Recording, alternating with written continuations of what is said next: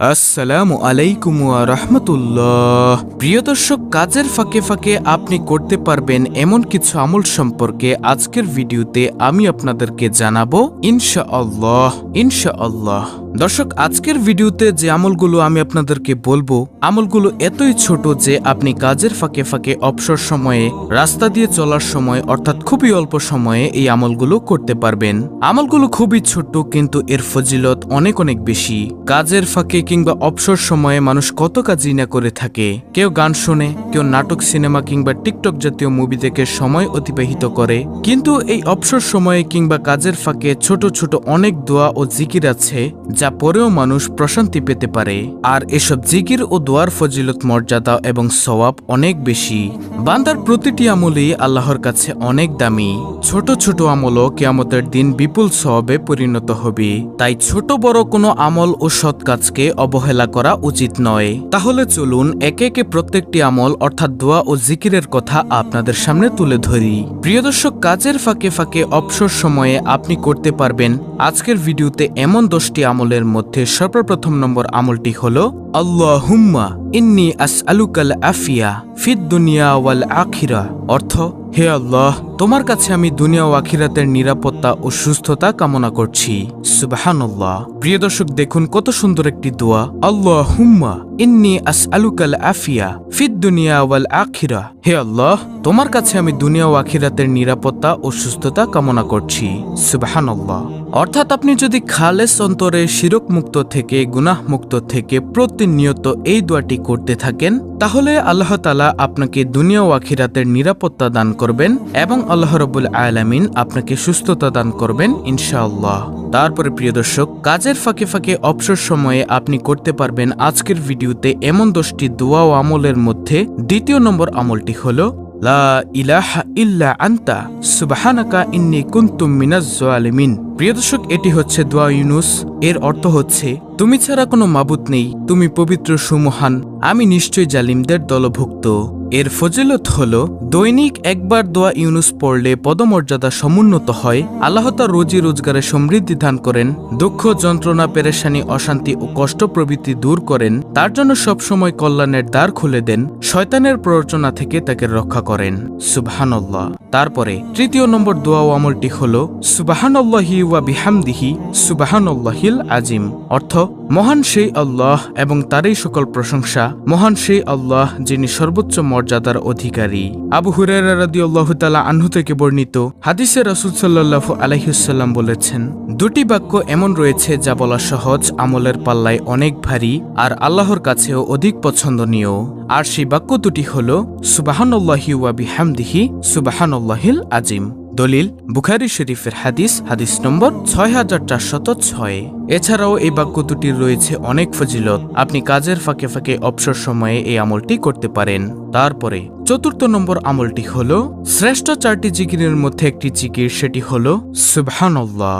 হযরত সাদ ইবনে আবি ওয়াক্কাস রাদিয়াল্লাহু তাআলা আনহু বলেন, আমরা রাসূলুল্লাহ সাল্লাল্লাহু আলাইহি ওয়াসাল্লামের নিকট ছিলাম। তিনি বললেন, তোমাদের কোনো ব্যক্তি প্রতিদিন 1000 নেকি অর্জন করতে সক্ষম কি? তন্মধ্যে একজন বললেন, আমাদের মধ্যে কোনো ব্যক্তি কিভাবে 1000 নেকি অর্জন করবে? তখন রাসূল সাল্লাল্লাহু আলাইহি ওয়াসাল্লাম বললেন, 100 বার সুবহানাল্লাহ বললে তার জন্য 1000 নেকি লেখা হবে অথবা তার 1000 পাপ মোচন করা হবে।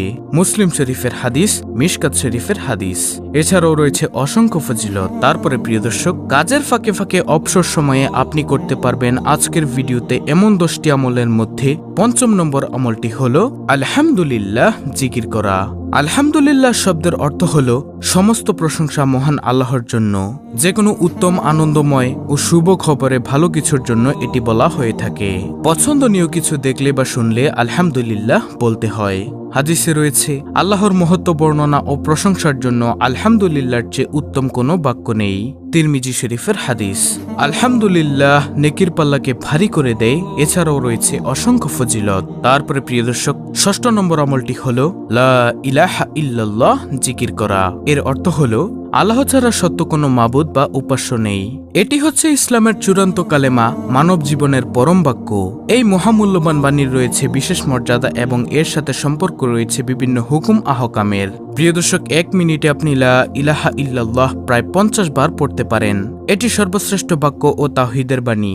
যে ব্যক্তির শেষ কথা হবে এই বাক্য অর্থাৎ লা ইলাহা ইল্লাল্লাহ, তিনি জান্নাতে প্রবেশ করবেন। এছাড়াও এর ফজিলত ও মর্যাদার ব্যাপারে আরো অনেক বর্ণনা রয়েছে, যা বলতে গেলে ভিডিও আরো বড় হয়ে যাবে।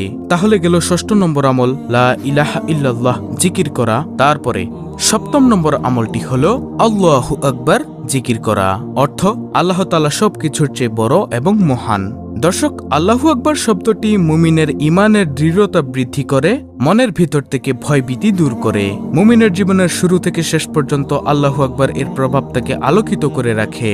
এছাড়াও আল্লাহু আকবার জিকিরের মধ্যে রয়েছে অসংখ্য ফজিলত, যার ফজিলত সম্পর্কে বলতে গেলে এক ভিডিওতে বলে শেষ করা যাবে না। তারপরে প্রিয় দর্শক, কাজের ফাঁকে ফাঁকে অবসর সময়ে আপনি করতে পারবেন এমন 10টি আমলের মধ্য থেকে আজকের ভিডিওর 8 নম্বর আমলটি হলো লা হাওলা ওয়ালা কুওয়াতা ইল্লা বিল্লাহ। দর্শক, লা হাওলা ওয়ালা কুওয়াতা ইল্লা বিল্লাহ এর অর্থ হচ্ছে আল্লাহ ছাড়া কোনো ভরসা নেই, কোনো ক্ষমতা বা শক্তি নেই। অর্থাৎ মানুষের ব্যক্তিগত শক্তি, সামর্থ্য, ক্ষমতা ও সাহস যত বেশি থাকুক না কেন, আল্লাহ তাআলা তৌফিক না দিলে তা কোনো ধরনের উপকারে আসবে না এবং আল্লাহর সত্যতা সবকিছুর ঊর্ধ্বে এবং শক্তিধর বস্তু আল্লাহর সামনে একেবারে তুচ্ছ ও ছোট। এটি একটি গুরুত্বপূর্ণ বাক্য। এর ফজিলত ও সওয়াব অনেক বেশি। যখন মানুষ নিজের সক্ষমতার বাইরে কোনো পরিস্থিতি ও কাজের মুখোমুখি হয় যা সম্পাদন করা তার উপর কষ্টসাধ্য হয়ে পড়ে, তখন এই বাক্যটি পড়তে হয়। এছাড়া শয়তানের কোনো প্রতারণা আক্রমণ থেকে বাঁচার জন্য এই দোয়াটা পড়া হয়, অর্থাৎ লা হাওলা ওয়ালা কুওয়াতা ইল্লা বিল্লাহ। আমলটি করার ব্যাপারে হাদিসে অনেক বর্ণনা এসেছে। আবু মুসা আশআরী রাদিয়াল্লাহু তাআলা আনহু বর্ণনা করেন, রাসূল সাল্লাল্লাহু আলাইহি ওয়াসাল্লাম একবার আমাকে বললেন, তোমাকে জান্নাতের অন্যতম ধনভাণ্ডারের কথা কি বলে দিব? আমি বললাম, অবশ্যই বলে দিন হে আল্লাহর রাসূল সাল্লাল্লাহু আলাইহি ওয়াসাল্লাম। তিনি বললেন, লা হাওলা ওয়ালা কুওয়াতা ইল্লা বিল্লাহ। হাদিস নম্বর দেওয়া আছে। তারপরে হাজিম ইবনে হারমালা রাদিয়াল্লাহু তাআলা আনহু বলেন, আমি নবী সাল্লাল্লাহু আলাইহি ওয়াসাল্লামের নিকট দিয়ে যাচ্ছিলাম। তিনি আমাকে বললেন, হে হাজিম, তুমি অধিক সংখ্যায় লা হাওলা ওয়ালা কুওয়াতা ইল্লা বিল্লাহ বাক্যটি পড়ো, কেননা তা হলো জান্নাতের গুপ্তধন। বুখারী শরীফের হাদিস, মুসলিম শরীফের হাদিস। তো এটি গেল 8 নম্বর আমল। তারপরে 9 নম্বর আমলটি হলো আস্তাগফিরুল্লাহ পাঠ করা। আস্তাগফিরুল্লাহ এর অর্থ হচ্ছে আমি আল্লাহর কাছে ক্ষমা প্রার্থনা করছি। কোনো খারাপ কাজ করে পরবর্তীতে অনুতপ্ত হলে এই দোয়াটি পাঠ করা হয়। আস্তাগফিরুল্লাহ এর প্রধান ফজিলত হচ্ছে আল্লাহ তাআলার ক্ষমা পাওয়া। আমাদের প্রিয় নবী হযরত মুহাম্মদ সাল্লাল্লাহু আলাইহি ওয়াসাল্লাম তাদের জন্য সুসংবাদ দিয়েছেন, যাদের আমল নামায় অধিক ইস্তেগফার পাওয়া যাবে। প্রতিদিন আস্তাগফিরুল্লাহ পাঠ করা নবীজি সাল্লাল্লাহু আলাইহি ওয়াসাল্লামের সুন্নতের অনুসরণ, কারণ নবীজি সাল্লাল্লাহু আলাইহি ওয়াসাল্লাম দৈনিক কমপক্ষে 70 বার ইস্তেগফার পাঠ করতেন। তাহলে গেল 9 নম্বর আমল আস্তাগফিরুল্লাহ পাঠ করা। তারপরে প্রিয় দর্শক, কাজের ফাঁকে ফাঁকে অবসর সময়ে আপনি করতে পারবেন আজকের ভিডিওতে এমন 10টি আমলের মধ্য থেকে সর্বশেষ 10 নম্বর আমলটি হলো নবীজি সাল্লাল্লাহু আলাইহি ওয়াসাল্লামের উপর দুরূদ পাঠ করা। সেটা হতে পারে দুরূদে ইব্রাহিম, যেটা আমরা নামাজের মধ্যে পাঠ করে থাকি, অথবা সবচেয়ে ছোট দুরূদ সাল্লাল্লাহু আলাইহি ওয়াসাল্লাম। আপনি যদি দুরূদে ইব্রাহিম পড়তে না পারেন তাহলে আপনি পাঠ করুন সাল্লাল্লাহু আলাইহি ওয়াসাল্লাম, তাহলেও আপনার দুরূদ আদায় হয়ে যাবে ইনশাআল্লাহ। দুরূদ পাঠের ফজিলত হলো একবার দুরূদ পাঠ করলে আল্লাহ তাআলা 10টি রহমত নাজিল করেন। এ সম্পর্কে আবু হুরায়রা রাদিয়াল্লাহু তাআলা আনহু থেকে বর্ণিত, রাসূল সাল্লাল্লাহু আলাইহি ওয়াসাল্লাম বলেছেন, যে ব্যক্তি আমার প্রতি একবার দুরূদ পাঠ করে আল্লাহ তাআলা তার প্রতি 10টি রহমত বর্ষণ করেন, তার 10টি গুনাহ ক্ষমা করে দেন, তার মর্যাদা 10 ধাপ বৃদ্ধি করে দেন। সুবহানাল্লাহ। প্রিয় দর্শক, কাজের ফাঁকে ফাঁকে অবসর সময়ে আপনি করতে পারবেন এমন 10টি দোয়া ও আমল ইস্তেগফার আমি সংক্ষেপে আপনাদেরকে আবার বলে দিচ্ছি।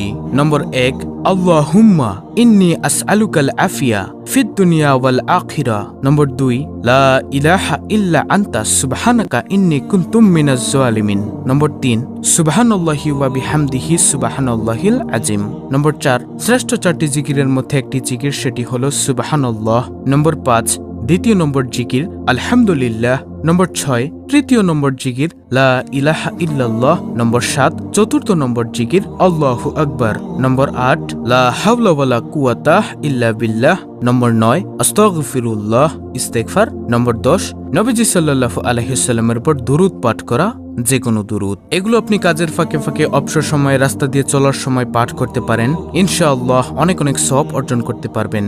দর্শক, অত্যন্ত গুরুত্বপূর্ণ একটি ভিডিওটি ভালো লাগলে অবশ্যই চ্যানেলটিকে সাবস্ক্রাইব করে পাশে থাকা বেল বাটন অল বাজিয়ে দিবেন।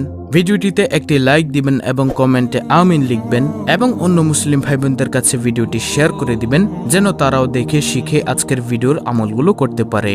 আল্লাহ রাব্বুল আলামিন আমাদের সকলকে প্রতিনিয়ত উক্ত 10টি আমল করার তৌফিক দান করুন। আমিন।